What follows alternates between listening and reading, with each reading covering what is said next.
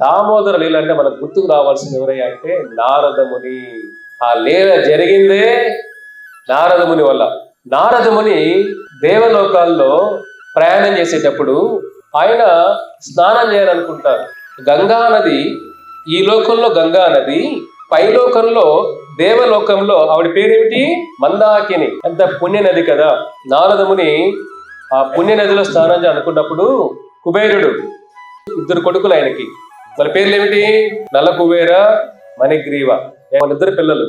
ఇక్కడ ఏమవుతుందంటే వాళ్ళిద్దరూ కూడా ధనం ఉన్న చోట అహంకారం ఉంటుంది, అహంకారం ఉన్న చోట ఏముంటుంది? అజ్ఞానం ఉంటుంది, అజ్ఞానం ఉన్న చోట ఏమవుతుంది? మతి విభ్రమ, బుద్ధి తప్పుదారిలో పడుతుంది. బుద్ధి తప్పుదారిలో పడినప్పుడు ఏం తెలుస్తుంది? ఏది సత్యం, ఏది మిథ్య, ఏది ధర్మం, ఏది అధర్మం, ఏది చెయ్యాలి, ఏది చేయకూడదు, ఆ భావంలో వచ్చేస్తుంది బుద్ధి అంతా కూడా. అని కృష్ణ గీతలో అంటారు కదా, మతి విభ్రమ బుద్ధి నాశో, బుద్ధి నాశనం అయిపోతుంది అర్జున.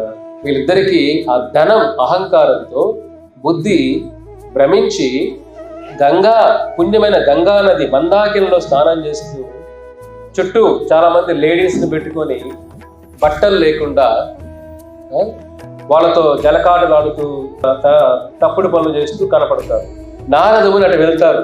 ఆ ఉన్న చుట్టుపక్కల స్త్రీలందరూ కూడా కొద్దిగా సిగ్గుగా అనిపిస్తుంది. అయ్యో, ఒక సాధువు వెళ్తున్నారే, ఆయన ముందర బట్టలు లేకుండా ఎలా ఉంటాం, అయ్యో అని వాళ్ళు బట్టలు స్వరంగా తీసుకున్నట్టు కప్పుకుంటారు. నారదముని దగ్గర నేకుడుగా, అంటే బట్టలు లేకుండా కనపడకూడదు అని.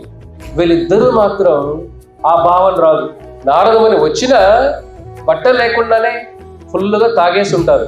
ఆ మత్తులో ఎప్పుడైనా తీయదనం ఎక్కువగా మోతాదు ఏమవుతుందంటే మత్తు ఇస్తుంది. ఆ మత్తు మందులో ఉండిపోయి నారదముని గొప్ప సాధువు వచ్చిన ఆయన గౌరవించాలి. అదే మతి విభ్రమ. రెండోది ఏమిటి? బుద్ధి నాశం. బుద్ధి నాశనం అయిపోతుంది. బుద్ధి నాశనం అయినప్పుడు మంచి చెడు తెలుసుకోలేకుండా పోతాం.